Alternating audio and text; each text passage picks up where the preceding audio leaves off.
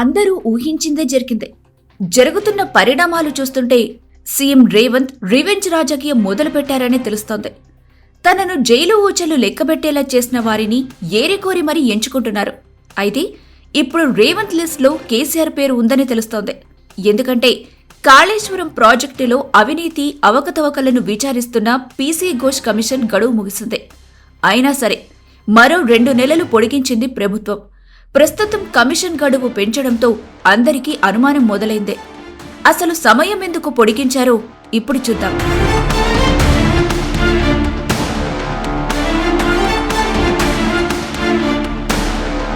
అప్పుడే అందరికీ అర్థమైపోయింది, మాజీ సీఎం కేసీఆర్ను విచారణకు పిలిపించేందుకే గడువు పెంచారని.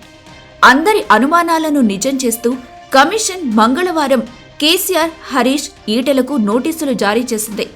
జూన్ 5వ తేదీన కేసీఆర్, 6వ తేదీన హరీష్, 9వ తేదీన ఈటెల కమిషన్ ముందు విచారణకు హాజరు కావాలని జారీ చేసిన నోటీసుల్లో కమిషన్ స్పష్టంగా ఆదేశించింది. రిపోర్టును కమిషన్ ప్రభుత్వానికి ఎప్పుడందిస్తుందని అందరూ ఎదురుచూస్తున్న సమయంలో సడన్ గా కమిషన్ గడువును పెంచుతూ ప్రభుత్వం ఉత్తర్వులు జారీ చేసింది.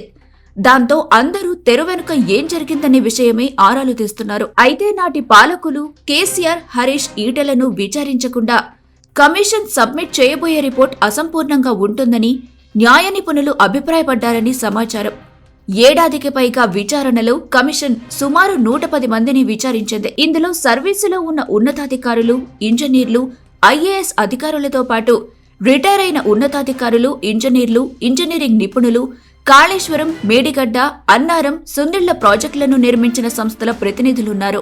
ఏడాది పాటు సుదీర్ఘంగా జరిపిన ఈ విచారణలో దాదాపు అందరూ కూడా కేసీఆర్ పేరే చెప్పినట్టు తెలుస్తోంది. బ్యారేజ్ కి సంబంధించిన స్థలాల ఎంపికను ఎవరు చేశారని ప్రశ్నించగా ప్రధానంగా అప్పటి సీఎం కేసీఆర్ పేరునే ప్రస్తావించినట్లు సమాచారం. స్థలాల ఎంపిక, బ్యారేజీలకు సంబంధించిన కీలక నిర్ణయాలు, చెల్లింపుల నిర్ణయాల్లో కూడా ఆనాటి సీఎం కేసీఆర్, అప్పటి ఆర్థిక మంత్రి ఈటెల రాజేందర్ ప్రమేయంతో జరిగినట్టు ప్రాథమిక నిర్ధారణకు జస్టిస్ పీసీ ఘోష్ కమిషన్ వచ్చినట్టు తెలుస్తోంది.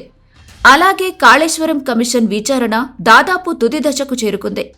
ఇప్పటి వరకు వచ్చిన ఆధారంగా వచ్చిన వివరాలతో ఓ నివేదికను కూడా సిద్ధం చేసింది. దీంతో మాజీ సీఎం కేసీఆర్ను విచారించాలని కమిషన్ నిర్ణయించింది.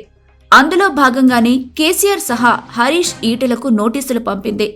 జూన్ 5లోపు వీళ్లు కమిషన్ ముందు హాజరై కమిషన్ అడిగే ప్రశ్నలకు సమాధానాలు చెప్పాల్సిందిగా జస్టిస్ పీసీ ఘోష్ నోటీసుల్లో చెప్పింది. జూన్ 5లోపు వాళ్లు ఎంచుకున్న తేదీ అయినా లేదా కమిషన్ నిర్ణయించిన తేదీల్లో అయినా విచారణకు హాజరు కావాల్సిందిగా నోటీసుల్లో పేర్కొన్నారు. దీంతో ఇప్పుడు కమిషన్ నిర్దేశించిన విధంగా కేసీఆర్ విచారణకు హాజరవుతారా లేక న్యాయపరంగా అందుబాటులో ఉన్న మార్గాలను అన్వేషిస్తారా అనేది కీలకంగా మారుతుంది. అయితే కేసీఆర్, హరీష్, ఈటెలకు నోటీసుల జారీతో రాజకీయంగా ఉత్కంఠ పెరుగుతోంది.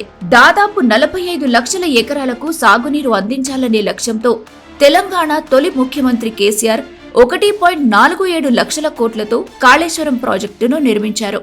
ఇక్కడ ప్రస్తావించాల్సిన విషయమేంటంటే తెలంగాణలో బక్కచిక్కిన రైతులను ధనంలో బలవంతులను చేయాలని సంకల్పించారు కేసీఆర్. అందుకే నిపుణుల నిర్ణయాలను తీసుకుని ఆయన ప్రాజెక్టు నిర్మించారని మనకున్న సమాచారం. వృధాగా పోతున్న గోదావరి నీటిని ఒడిసిపట్టి పంటలకు మళ్లించేందుకు చేపట్టిన ప్రాజెక్టే కాళేశ్వరం. మరిప్పుడు రేవంత్ ప్రాజెక్టును కూల్చి చంద్రబాబుకు గురుదక్షిణగా ఇవ్వబోతున్నారా ఏంటి అనే సందేహాలు కూడా కొందరిలో మెదులుతున్నాయి. మరోవైపు ఈ నోటీసులపై బీఆర్ఎస్ నాయకులు తీవ్ర అసంతృప్తి వ్యక్తం చేస్తున్నారు. ఈ విచారణను రాజకీయ కుట్రగా అభివర్ణిస్తున్నారు. కాంగ్రెస్ ప్రభుత్వం తమపై కక్ష సాధింపు చర్యలకు పాల్పడుతోందని వారు ఆరోపించారు. కాళేశ్వరం ప్రాజెక్ట్ తెలంగాణ ప్రజల జీవనాడిగా ఉందని, ఎడారిగా మారిన తెలంగాణను సస్యశ్యామలం చేయడమే కేసీఆర్ చేసిన తప్ప అంటున్నారు. అయినా కేసీఆర్ తప్పు చేయలేదని, చేయడని వారంతా బలంగా నమ్ముతున్నారు. కొందరు రాజకీయ విశ్లేషకులు ఈ విచారణను కాంగ్రెస్ ప్రభుత్వం రాజకీయ ఆయుధంగా ఉపయోగిస్తుందని అభిప్రాయపడుతున్నారు. రేవంత్ రివెంజ్ తీసుకునే సమయం మొదలైందని, ప్రత్యర్థులను తనలాగే జైలుకు పంపినా ఆశ్చర్యపోవాల్సిన అవసరం లేదు అన్నారు. అయితే తెలంగాణలోని సామాన్య ప్రజలు ఈ విషయంపై ఆసక్తిగా ఉన్నారు. సోషల్ మీడియాలో కేసీఆర్ కు నోటీసులపై చర్చలు జోరందుకున్నాయి.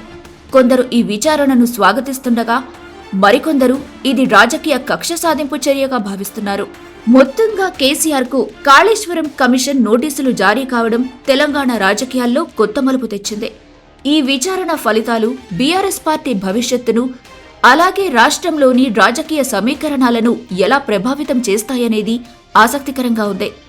ప్రస్తుతానికి కేసీఆర్ ఈ నోటీసులకు ఎలా స్పందిస్తారు, విచారణలో ఏం వెల్లడవుతుందనేది తెలంగాణ ప్రజలు ఆసక్తిగా ఎదురుచూస్తున్నారు.